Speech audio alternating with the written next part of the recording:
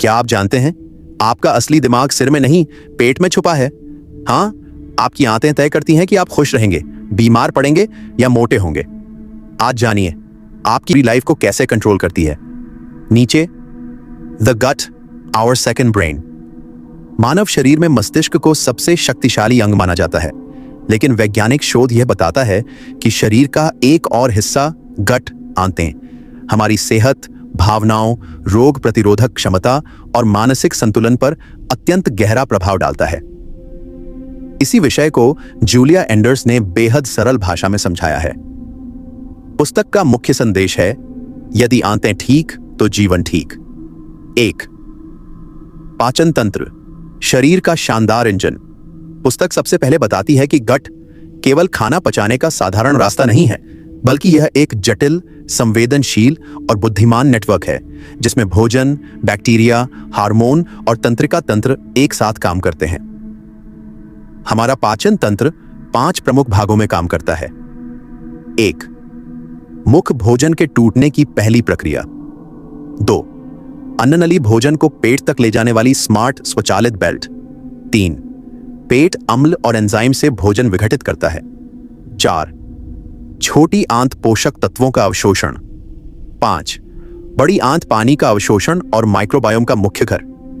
Julia Enders बताती हैं कि हर प्रक्रिया इतनी सुचारू है कि हम बिना सोचे समझे दिन में कई बार भोजन को सफलतापूर्वक पचा लेते हैं। 2. गट का गुप्त नायक, माइक्रोबायोम। पुस्तक का सबसे प्रभावशाली भाग मानव माइक्रोबायोम पर आधारित है।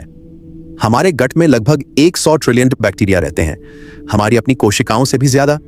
ये बैक्टीरिया अनेक महत्वपूर्ण कार्य करते हैं। भोजन को विघटित करते हैं, विटामिन बी और के बनाते हैं, प्रतिरक्षा तंत्र को मजबूत करते हैं, मोटापा, एलर्जी, मधुमेह और त्वचा रोगों के खतरे को प्रभावित करते हैं, मूड और मानसिक स्वास्थ्य पर असर डालते हैं।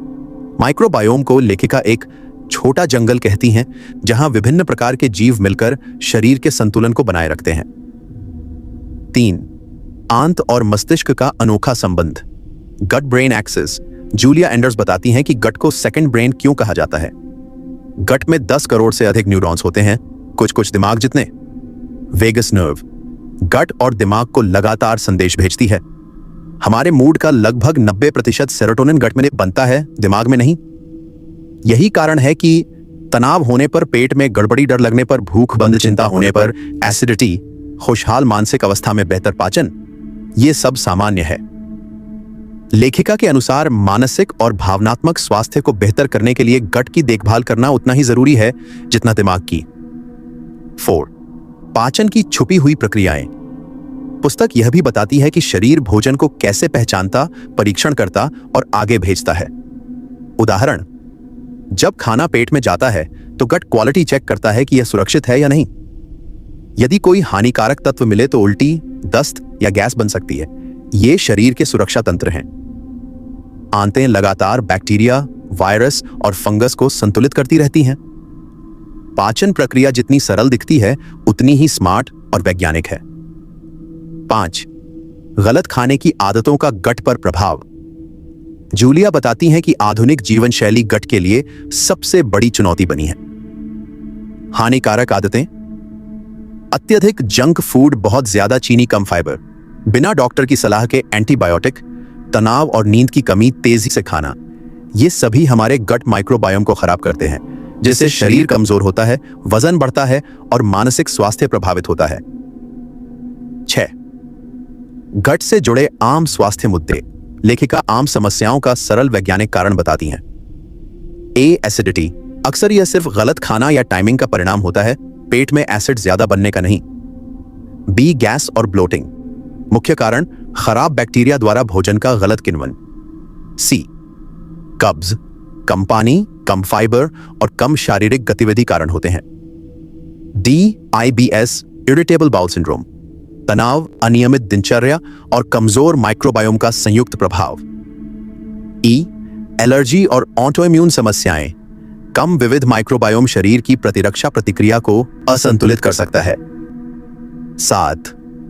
स्वस्थ गट के लिए वैज्ञानिक रूप से सिद्ध सुझाव। पुस्तक प्रकृति के अनुसार गट की देखभाल के उपाय देती है। 1. फाइबर बढ़ाएं। सब्जियां, फल, साबुत अनाज, दालें, ये स्वस्थ बैक्टीरिया का भोजन है। 2. फर्मेंटेड फूड जैसे दही, किमची, इडली, ढोकला, कंबूचा ये अच्छे बैक्टीरिया की संख्या बढ़ाते हैं।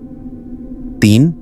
धीरे खाएं, अच्छी तरह चबाने से पाचन पर बोझ कम पड़ता है। 4. चीनी कम करें, चीनी हानिकारक बैक्टीरिया को बढ़ाती है। 5. प्रोबायोटिक्स और प्रीबायोटिक्स, पुस्तक इन्हें गट के बागवानी उपकरण मानती है। 6. पर्याप्त नींद व कम तनाव सीधे गट को नुकसान पहुंचाता है। 7. बिना जरूरत एंटीबायोटिक न लें, ये अच्छे बैक्टीरिया को भी खत्म कर देती हैं। 8. फिजिकल एक्टिविटी, 30 मिनट की हल्की वॉक भी माइक्रोबायोम को समृद्ध करती है। गट और व्यक्तित्व, एक रोचक हिस्सा यह बताता है कि आंतों की स्थिति हमारे व्यवहार तक को प्रभावित कर सकती है। कम विविध माइक्रोबायोम चिड़चिड़ापन, चिंता, स्वस्थ माइक्रोबायोम आत्मविश्वास, स्थिरता। बच्चों में माइक्रोबायोम बेहतर होने पर तनाव सहने की क्षमता बढ़ती है।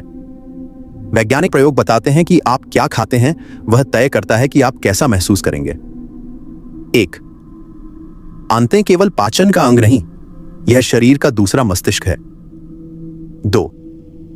माइक्रोबायोम स्वास्थ्य का जड़ तंत्र है। 3. गॉड गैट का संतुलन बिगड़ने से मानसिक, भावनात्मक और शारीरिक समस्याएं बढ़ती हैं। 4.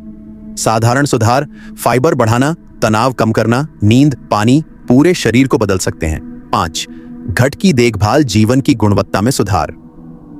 द गट एक ऐसी पुस्तक है जो यह साबित करती है कि शरीर की असली चाबी आंतों के पास है। भोजन, बैक्टीरिया और पाचन तंत्र का विज्ञान जितना गहरा है उतना ही महत्वपूर्ण भी।